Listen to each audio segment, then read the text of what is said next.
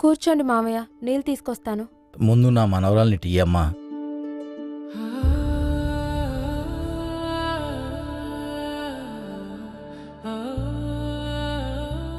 మన ఇంటి మహాలక్ష్మి. ఇన్ని రోజులు ఎన్ని కష్టాలు పడి బతికారో నాకు అర్థమైందమ్మా.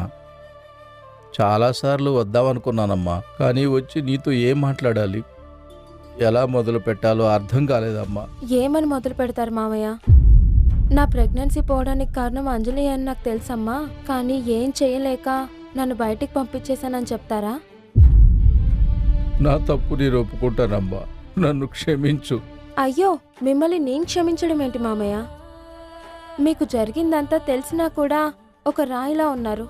చాలా పెద్ద తప్పు చేశారు మామయ్య. ఆ తప్పు సరిదిద్దుకుందామనే వచ్చానమ్మా. మన ఇంటికి వెళ్దాం, అన్ని సర్దుకమ్మా, వెళదాం. ఎక్కడికి మామయ్య వెళ్ళేది? ఇప్పటి నుంచి మన అందరం కలిసి ఉందామమ్మా.